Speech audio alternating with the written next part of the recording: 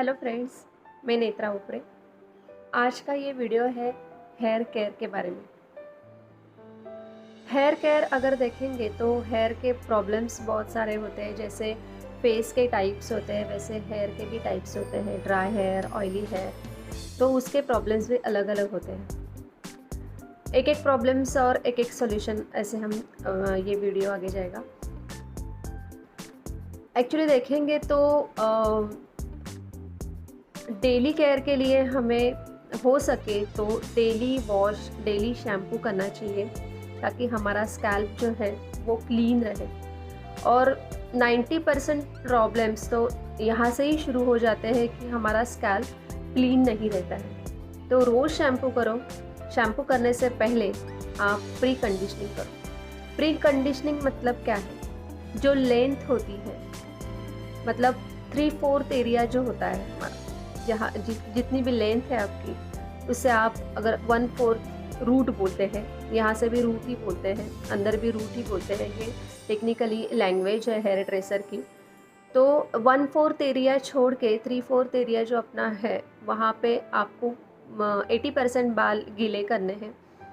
बाल गीले करने के बाद आपको ऑयलिंग करना है। वहाँ पे थोड़ा थोड़ा सा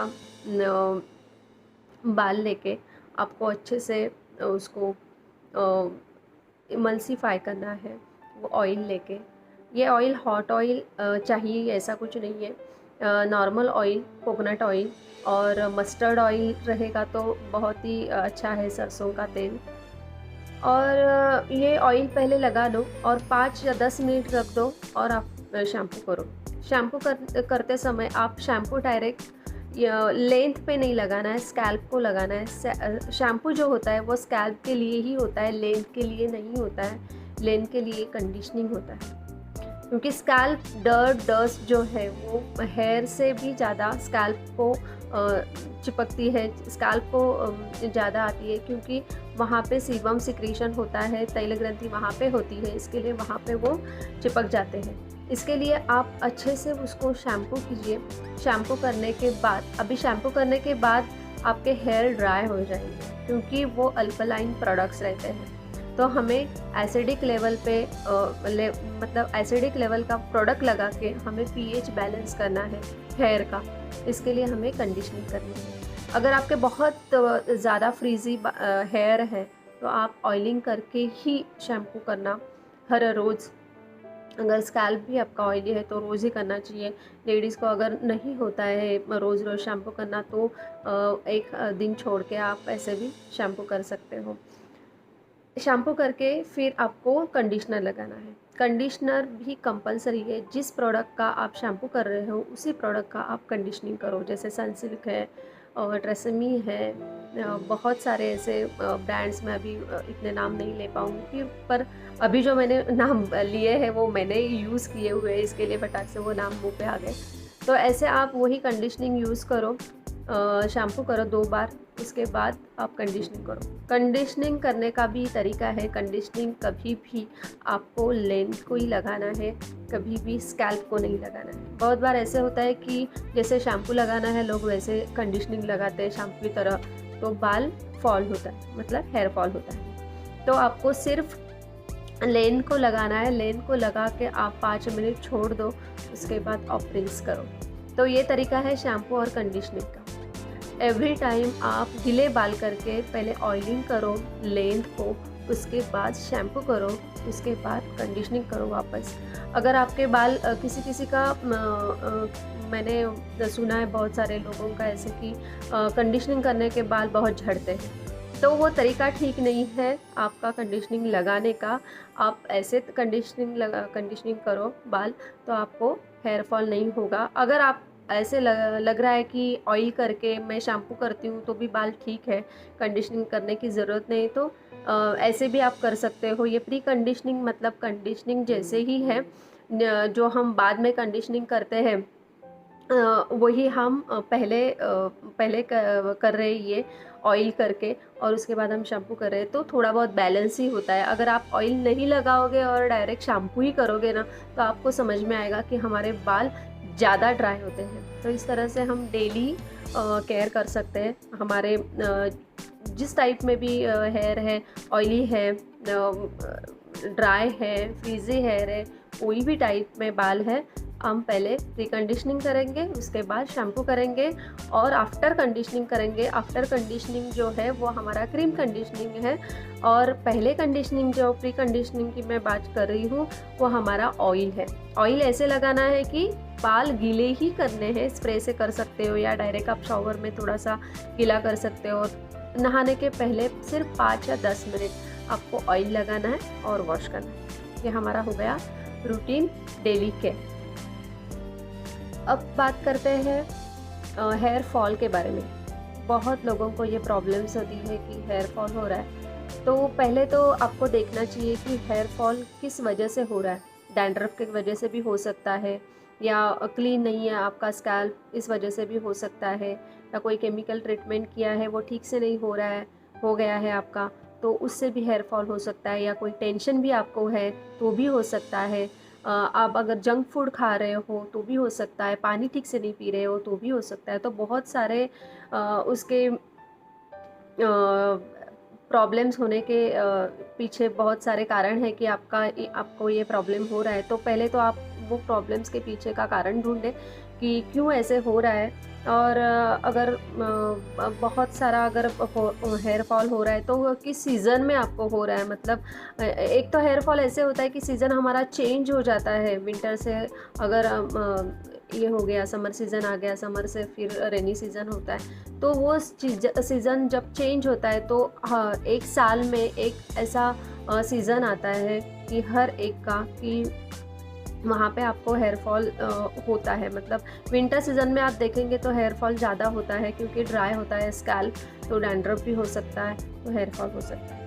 तो डैंड्रफ के लिए और हेयर फॉल के लिए जो भी है, आपको पहले प्री कंडीशनिंग और शैम्पू करना है। आपका स्कैल्प आपको अच्छे से रखना है, क्लीन रखना है, और ऐसा नहीं सोचना है कि मेरा बाल झड़ रहे हैं और बहुत सारा हेयर फॉल हो रहा है तो मैं कैसे घिसूँ, घिसने के बाद और मेरा हेयर फॉल हो जाएगा। तो बिल्कुल ही ऐसा नहीं है। आपका 90% आपका प्रॉब्लम्स ये है कि आपका स्कैल्प क्लीन नहीं है, इसके लिए हेयर फॉल होता है। तो आप क्लीन रखो, रोज़ शैम्पू करो, रोज़ कंडीशनिंग करो। कंडीशनिंग करने का तरीका मैंने बताया, वैसे ही करो, स्कैल्प को बिल्कुल मत लगाओ। ओके, उसके बाद अगर फिर भी आपका हेयर फॉल हो रहा है तो हफ्ते में एक बार आप ऑनियन जूस लगा सकते हो। ऑनियन पीस के जूस निकाल के उसका पूरा स्कैल्प को लगाना, स्कैल्प को ही लगाना है, लेन को लगाने की ज़रूरत नहीं है, क्योंकि हेयर फॉल हमारा अगर हो रहा है, पूरे के पूरे बाल निकल रहे हैं तो ऑब्वियसली वो रूट से निकल रहे हैं। तो रूट में लगाना है ऑनियन जूस। उसके बाद आपको 10-15 मिनट, ज़्यादा से ज़्यादा आधा घंटा, बस उतना ही रखना है, और उसके बाद रिंस करना है। अभी रिंस करने के बाद आपको ऐसे लगेगा कि ऑनियन का स्मेल आ रहा है, तो आप थोड़ा सा वार्म वाटर से, मतलब वार्म वाटर से आपको वॉश करना है। और थोड़ा सा लास्ट में जो आप पानी लोगे उसमें थोड़ा सा रोज़ वाटर डाल के आप अगर वॉश करोगे तो आपका वो स्मेल जो है ऑनियन का वो नहीं आएगा। शैम्पू करना है, कंडीशनिंग करना है, ऑनियन का स्मेल नहीं आने के लिए मैं ये बोल रही हूँ कि थोड़ा सा रोज़ वाटर आपको लास्ट में पानी के साथ मिला के रिंस करना है। तो ये अगर हफ्ते में एक बार आपने किया तो आपका हेयर फॉल कम हो सकता है। उसके बाद अगर आपका डैंड्रफ है और डैंड्रफ के वजह से अगर हेयर फॉल हो रहा है तो डैंड्रफ को क्या करें। तो डैंड्रफ को आपको एक ही सॉल्यूशन है, वो है एलोवेरा जेल, या ये जो पत्ते का एलोवेरा होता है, रियल एलोवेरा होता है, वो बहुत बहुत अच्छा होता है। आप वो स्कैल्प को लगाना है और उसके बाद आधा घंटा रखना है।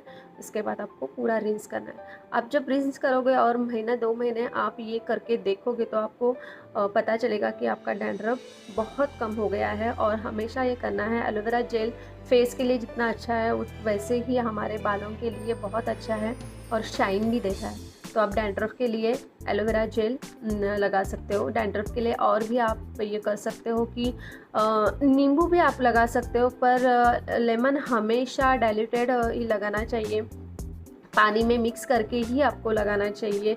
डायरेक्ट आप मतलब लगाओ, सैलिसिलिक एसिड है उसमें, सैलिसिलिक एसिड है, तो इसलिए आप नींबू डायरेक्ट मत लगाना, पानी में डाइल्यूट करके लगाना। ओके, उसके बाद आप अगर हफ्ते का देखेंगे, वीकली हम कैसे कर सकते हैं या पैक लगा सकते हैं, कोई जैसे स्किन का वीकली केयर होता है वैसे ही हेयर का भी होना चाहिए। तो आप एक पैक बना सकते हो। वो पैक कैसे बनाना है, मेथी का पाउडर, मेथी आप ग्राइंड करके, सूखी मेथी जो होती है वो ग्राइंड करके रखो।